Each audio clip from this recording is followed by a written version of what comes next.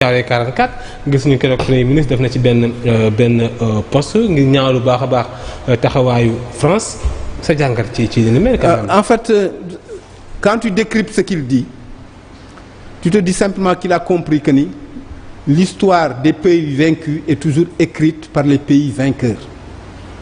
Bu ñu lay bindal sa histoire. Ils te racontent ton histoire comme ils veulent. Pendant longtemps. Yéen xëy na déggu leen ko wala jàngu leen bokk leen ci curricula boobu. Nous on nous a appris à réciter en sautillant comme des cabris. Nos ancêtres vivaient de chasse, de pêche et de cueillette. Yéen jàngal na leen. Effectivement. Waaw. Et on nous a appris aussi que fi mu nekk nos ancêtres étaient des Gaulois. Jàngal na leen ko. On nous a appris encore une chose moo di fi mu nekk nan laa ko mën a waxati sax encore nous ne sommes pas forcément entrer correctement dans l'histoire yooyu yëpp am na fi pour dire simplement que ni fi mu nekk vainqueurs yi et colons yi singulièrement ils ont écrit notre histoire comme ils ont voulu waaw dëkkal ñu fu ñu dëkkul daal di teg ni par exemple Samori Touré tu entends parler de Samori Touré. Samori Touré qu'est-ce qu'il disait de Samori Touré c'était un roi sanguinaire. Quel est le sort qui a été réservé à Lumumba? Quel est le sort qui a été réservé à Sankara? Quel est même le sport qui a été réservé à Cheikh Anta Diop ñu jaarale ko par personne interposée pour dire simplement que ni il a envie effectivement qu'on revisite l'histoire en fait loolu la woote parce que tout n'est pas juste et tout n'est pas vrai dans ce que les Toubabs ont raconté ou dit ne serait-ce que dans Thiaroye. Effectivement. C'est-à-dire que ils ont même créé un malentendu xam nga le malentendu c'était quoi? Afrique foo dem bu ñu nee tirailleurs dañuy wax sénégalais yi la. Alors que les tirailleurs sénégalais c'était à la limite une façon péjorative de mettre tous les Africains dans le même sac. Les Dahomey étaient des tirailleurs sénégalais tey jii ñuy wax waa Burkina. Les Ivoiriens étaient des tirailleurs sénégalais. C'est-à-dire que cette appellation non contrôlée là, pour ne pas dire bien contrôlée par les colons, a créé tous les malentendus possibles. C'est-à-dire que Ousmane Sonko appelle juste à revisiter l'histoire et à revoir effectivement énormément d'autres copies. Les copies à revoir nag elles sont de tous ordres économiques, politiques, culturels. Tu as entendu parler des trésors culturels à restituer. Waaw pour dire simplement que ni les chantiers sont vastes.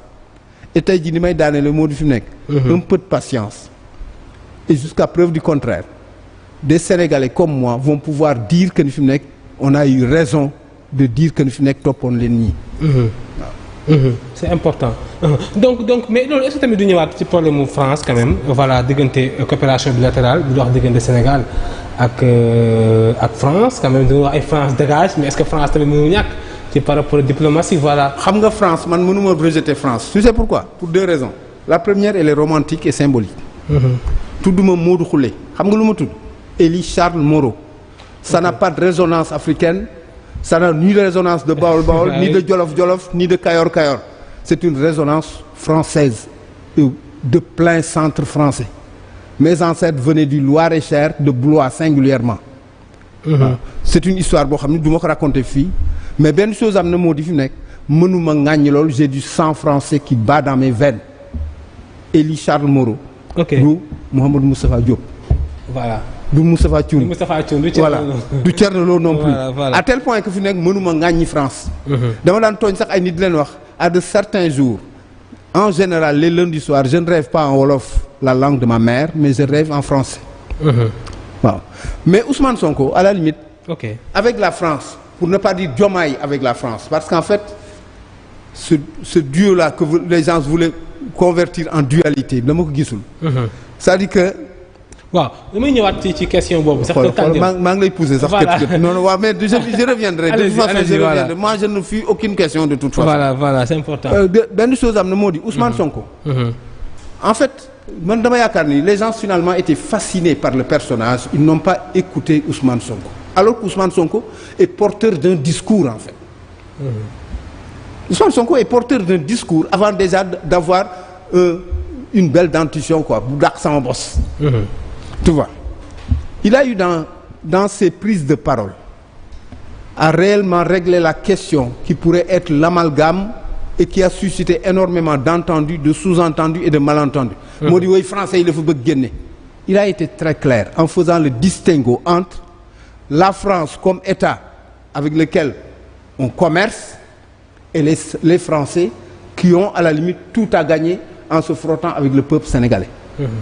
L'histoire des peuples n'est pas forcément les calculs des États. C'est pas pour rien ñu lay wax ni l'Afrique des peuples au lieu de l'Afrique des États. Effectivement. Waaw. À tel point que fi nekk dans le discours quand tu le suis il est constant dans le fait bi muy wax moo di fi nekk il le répète et à toutes les postures possibles. Nous voulons à la limite une coopération gagnant-gagnant. yenn saa yi sax mu daan anglo-saxonisé di wax ni fi nekk win-win. Coopération win-win. C'est aussi simple mais c'est normal xam nga pourquoi parce que nag quand même je l'ai dit à une télévision. Il y a eu quelqu'un qui s'appelait André Malraux qui a eu à prophétiser en disant que ni le 21e siècle c'est-à-dire ce millénaire il va être spirituel ou il ne sera pas. Damay faral di wax nit ñi Malraux a entamé une phrase il n'a pas terminé la phrase. Parce que en terminant la phrase il aurait pu dire le 21e siècle sera spirituel ou ne sonnera pas. Mais sonnera aussi le réveil des nationalités et des peuples moo indi peuple yi ñoo taxaw pour que situation yi changé. Waaw. Ok. Ce désir déjà de faire de sorte que win-win am mais c'est pas un signe de rupture. Ou un acte de rupture. C'est-à-dire que il faut pas ñuy parparloo. C'est-à-dire que gis nga nit ñi ils vont se rendre compte que ni ils n'ont pas appelé les gens sur du vent. Ils ont appelé des gens sur des concepts bien réfléchis et réfléchis par quand même 1400 intellectuels de dimensions diverses et de niveaux considérables mën nañ leen considérer dans ce pays que ni fi mu nekk mën nañu def un travail de synthèse qui puisse être la question qui va prendre en charge ou le levier qui va prendre en charge les questions du Sénégal et du Sénégalais. Tu vois à tel point que fi mu nekk ce win-win là mais dafa nekk quelque chose de normal xam nga lan lay signifier te am na nu mu doon demee il y a des gens qui vivent en vase clos Ousmane Sonko dafa leen caricaturalement pour ne pas dire symboliquement nous avons les ors et les trésors vous avez le matériel pour l'exploiter et win-win la gagnant tout le monde gis ci boppam c'est-à-dire que c'est aussi simple que ça nag. C'est important c'est aussi simple mais jamonoy Wade yow xam nga amoon responsable jamonoy Wade ministre conseil. Non mosuma nekk ministre conseil j'étais au conseil économique et social. Ok. Celui qui présidait la commission bi nga xam ni.